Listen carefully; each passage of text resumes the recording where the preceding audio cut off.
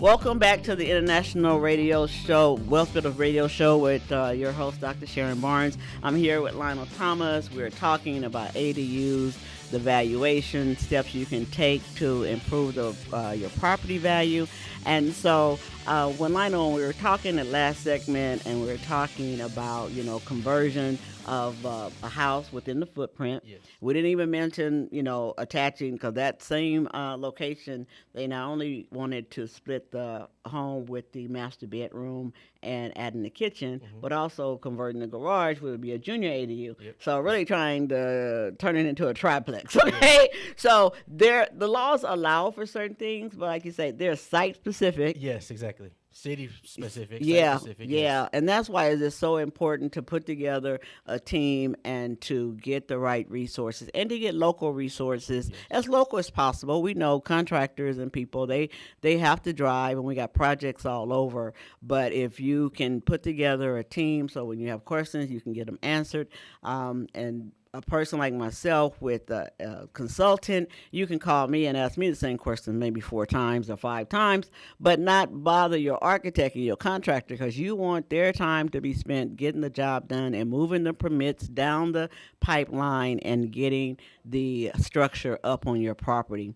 And so, again, with the laws and with accessory dwelling units, a lot of time people just want to kind of eyeball things, and I get calls, and I'm talking to people, and they're talking about manufactured, and I think manufactured homes are fantastic. Yes. But you can't eyeball the manufactured home and know exactly what you're getting, because the park model that is cheaper and just to be put into a mobile home or manufactured park is different than the one you can put in your backyard.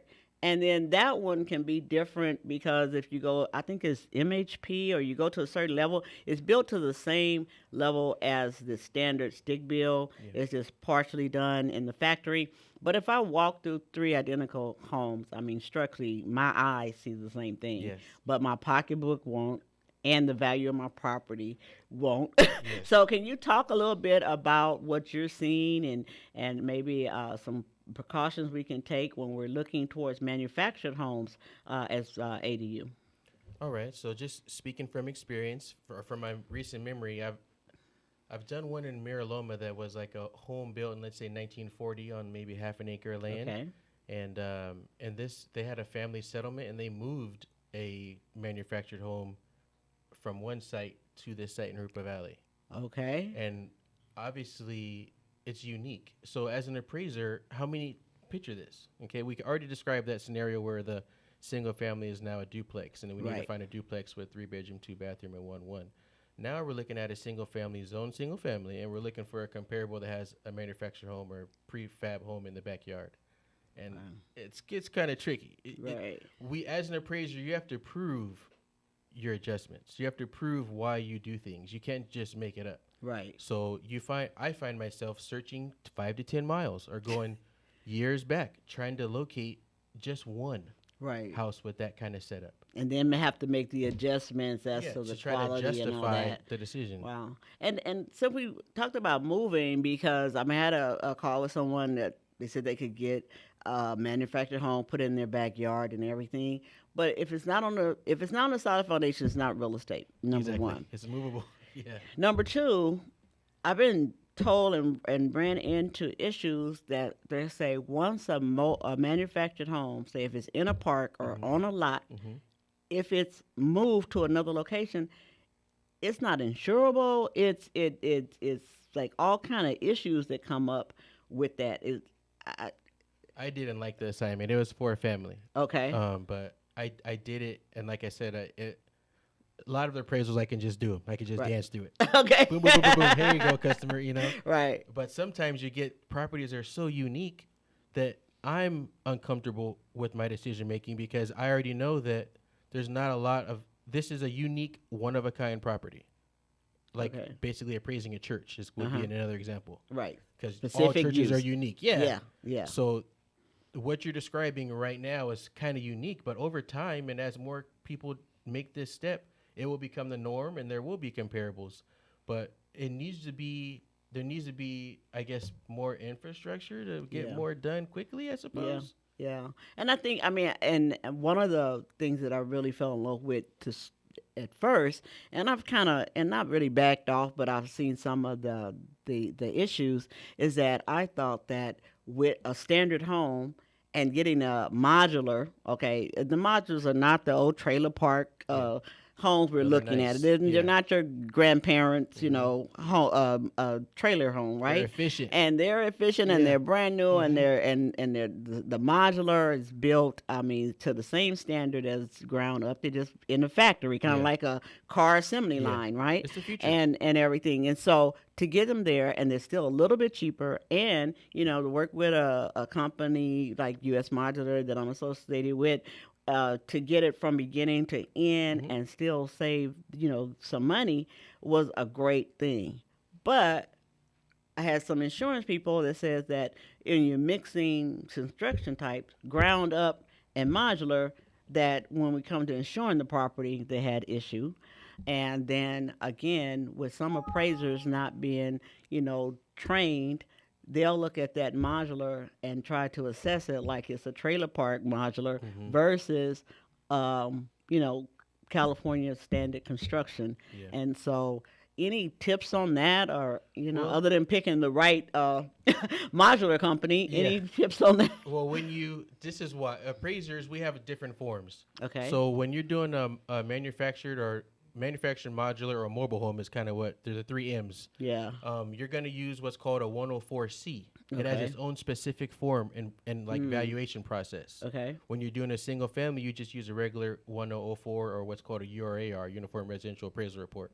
So just as an appraiser, now we're taking two different forms or two different property types and trying to join it into one. So Yeah. yeah, if you can imagine, I'm already scratching my head right when you call me and tell me address. I look it Exactly. up and I see it. So Exactly.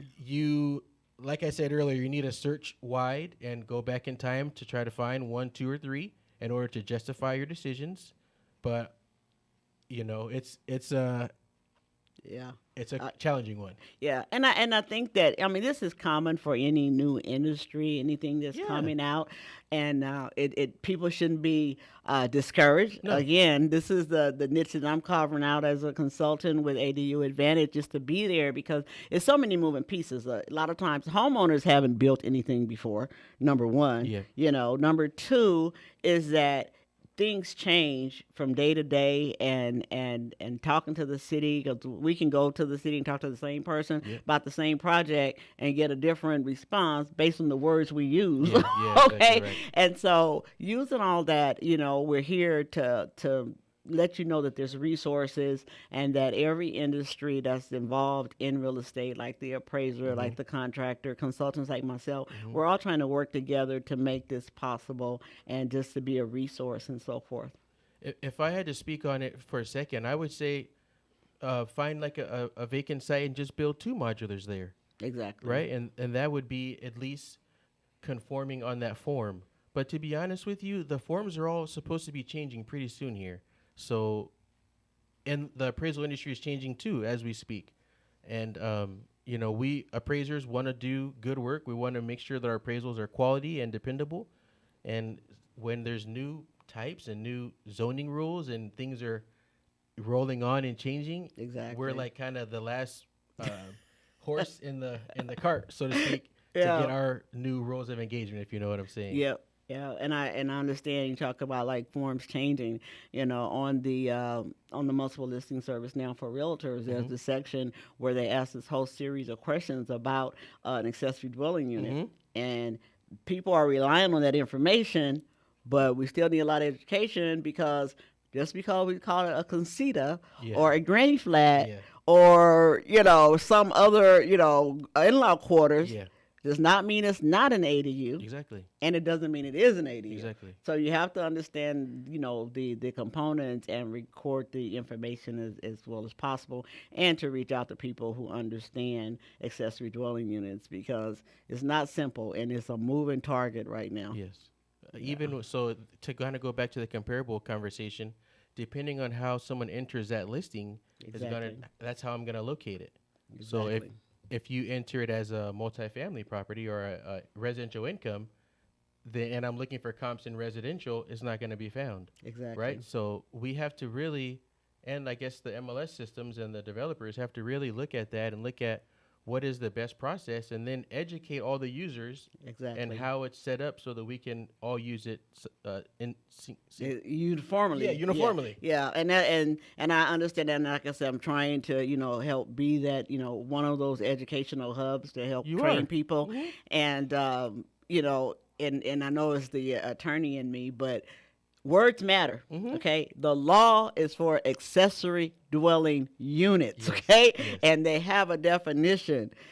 Casitas, yes, that's what they were called when they may have been built, but then they've been, rehabbed, garages. I mean, and back, like you said, back in the day, those garage conversions, like we had so many back houses in LA, but you weren't allowed to have a full kitchen, only a little hot plate. You couldn't have a full bathroom.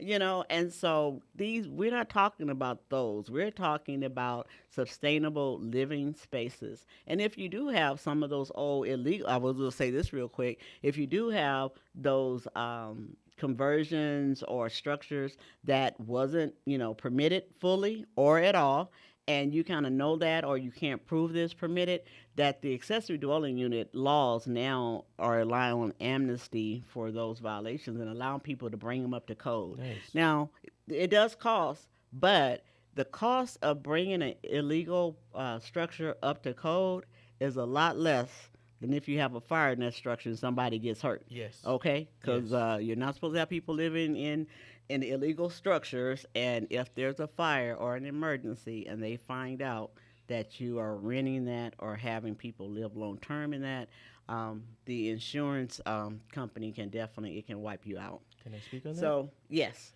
real quick, because if you do have a casita that's was done in the 80s, 90s, or 2000s or 2010s, and it has no heat source, it's not really a living area. If it doesn't have smoke detectors, it's not safe to occupy. Exactly. And this is what she's referring to when you want to bring it up to the modern standard. At least safe, sound, and sanitary would be the minimum. Exactly. Right? Exactly. Yeah, so we definitely need to know that. And we're here to help you, and so please reach out to us. Lionel, can you tell them how they can reach you and contact you? Yes, you can call me directly on my cell phone. My cell phone number is 909-510-3353. My website is newmanthomas.com, NEWMANTHOMAS.com, and you can click and schedule an appointment with me right away.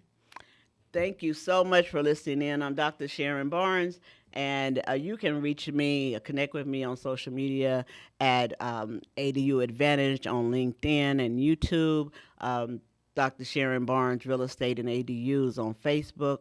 And so please reach out. We want to be the resource to help you make your ADU dreams a reality, put together the right team, direct you to the proper sources, help you with financing.